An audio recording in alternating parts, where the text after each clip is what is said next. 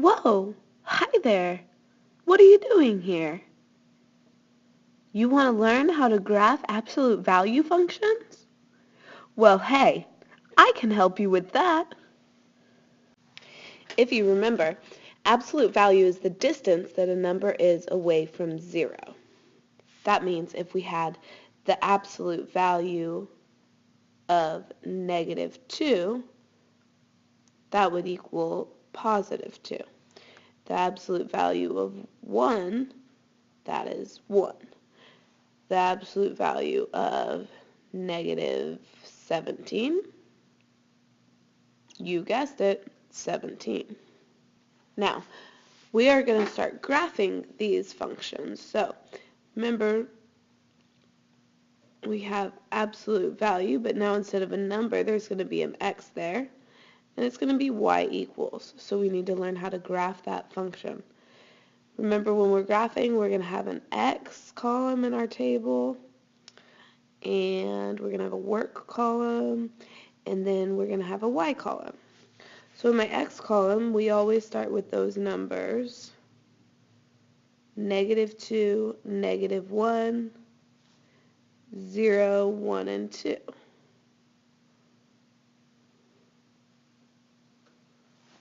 Okay, the work column is where we will do the absolute value of x, and the y is where you'll put the answer.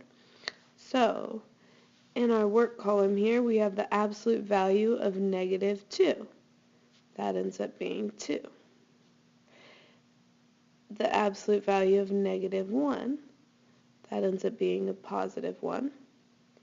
Absolute value of 0 is 0. Absolute value of 1 is 1. And absolute value of 2 is 2. So when we go and graph those points, we have -2 and 2. So we go -2 in the x up to 2 in the y. We have -1 and 1. So -1 in the x up to 1 in the y. We have 0, 0. So that points right at 0, 0. Right the origin. We have 1 and 1. 1 in the x, 1 in the y. And then we have 2 and 2. So that would be right to 2 in the x-axis, up to 2 in our y-axis.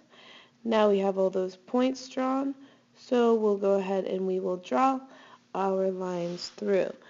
Now, that's the laser, not the pencil. This is what we call a parent function. A parent function is when you just have simply y equals the absolute value of x. There's no other numbers in it. It's just the letters and the absolute value. That means we haven't shifted it, we haven't moved it, and we're going to use this for every single one of the functions that we graph in the future. Again, we call this the parent function. So remember these numbers, -2, 2, -1, 1, 0, 0, 1, 1, 2, and 2, because we'll use that over and over and over again. So from our original parent function, we're going to do something called translations. A translation is a shift of the graph either horizontally, vertically, or both. So vertical transitions, or those up and down ones, happen in the y-axis. If we look at our first equation here, y equals the absolute value of x plus 3, that tells us that the graph is going to move up 3 points from the original position, the original parent position.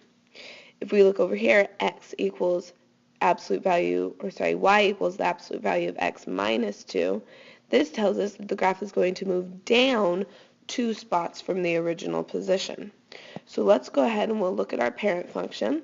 Remember, we have x equals -2, -1, 0, 1, 2. Y equals 2, 1, 0, 1, and 2.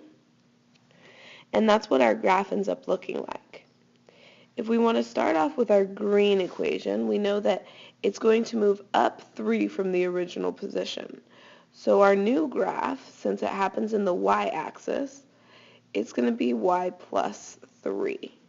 Okay, so we know 2, -1, 0, 1, and 2. Our parent function is going to be plus 3, so it'll be y plus 3, or 2 plus 3 is 5. 1 plus 3, or 1 here plus 3, is 4. 0 plus 3 is 3. 1 plus 3 is 4. 2 plus 3 is 5. Then we can plot those points. -2, 5. -1, 4. 0, 3. 1, 4. And 2, 5. Then we'll draw our line straight on through.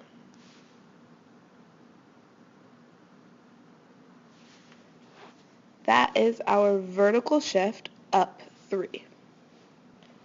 Now let's look at the negative shift, or the downshift. Y equals absolute value of x minus 2. So again, we're going to do our x and our y. We know that this means it's going to go down 2, and those vertical shifts happen in the y-axis. So our x-axis will stay the same. And our y values are going to subtract 2. So 2 minus 2 is 0. 1 minus 2 is -1. 0 minus 2 is -2. 1 minus 2 is -1. And 2 minus 2 is 0. So we'll plot those points. -2, 0. -1, -1. 0, -2. 1, -1. And 2, 0. Then we connect the lines through.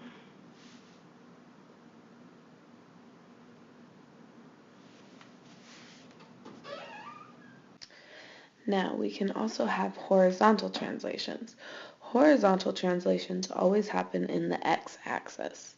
So if we look here at our green equation, y equals absolute value of x minus 2, we can see that the graph moves right 2 from the original position. If we look at the red one, the graph moves left 3 from the original position. Now it's kind of the opposite of what you would think. Normally we would think -2, that means left, +3, that means right, but it's the exact opposite. When it's inside those opposite values, we're going to say, alright, the graph is going to move right 2 from the original position when we subtract, and it's going to move left when we add. So let's have a look again at our parent function. There's the graph for it, and here's the table. Since the horizontal translation is in the x-axis, we're going to start off, and we have our x, but now it's going to change. So now since we're going to go right 2, it's going to be x plus 2, and our y values are going to stay the same. So it'll still be 2, 1, 0, 1, and 2. But now we have -2 plus 2, and that will get me 0. -1 plus 2 is 1. 0 plus 2 is 2. 1 plus 2 is 3. And 2 plus 2 is 4. So we now have 0, 2, 1, 1, 2, 0, 3, 1, and 4, 2. Then we take that and we draw our line through. And as you can see, that's shifted over to the right. If we have a look at our red equation here, now we have y equals x plus 3. We said that's going to be a left shift, so we're going to do x minus 3. And our y's are going to stay the same, 2, 1, 0, 1, 2. And -2 minus 3 is -5. -1 minus 3 is -4. 0 minus 3 is -3. 1 minus 3 is -2. 2 minus 3 is -1. So then we graph that. -5, 2. -4, 1. -3, 0. -2, 1. And negative 1, 2. So here we're looking at 3 different graphs. The black graph is our parent function. The green graph is a graph with a shift 2 positions to the right. And the red graph is a shift with 3 positions to the left. Now let's take this information and put it all together. X equals the absolute value of x minus 1 plus 2 more. Now, let's see what types of shifts this is talking about. So I know first x minus 1, that means it's going to be a shift in the x-axis. So we do the opposite. That's going to go right 1. On the outside, we have a plus 2. That's going to be a shift in our y, and so that is going to be up 2. When I make my table, I know I'm going to go right 1, so it'll be x plus 1. And it's going to be up 2, so it'll be y plus 2. Let's start with our x values. We'll take each one of these values and add 1 to it. So, negative 2 plus 1 is negative 1. Negative 1 plus 1 is 0. 0 plus 1 is 1. 1 plus 1 is 2. 2 plus 1 is 3. Now we'll look at our y's. Since we said it's going to be a shift of up 2, we're going to add 2 to the y's. So 2 plus 2 is 4. 1 plus 2 is 3. 0 plus 2 is 2. 1 plus 2 is 3. And 2 plus 2 is 4. So now we can go on ahead and graph this new equation. So we have negative 1 and 4, 0 and 3, 1 and 2, 2, 3, and 3, 4. So we graph that through.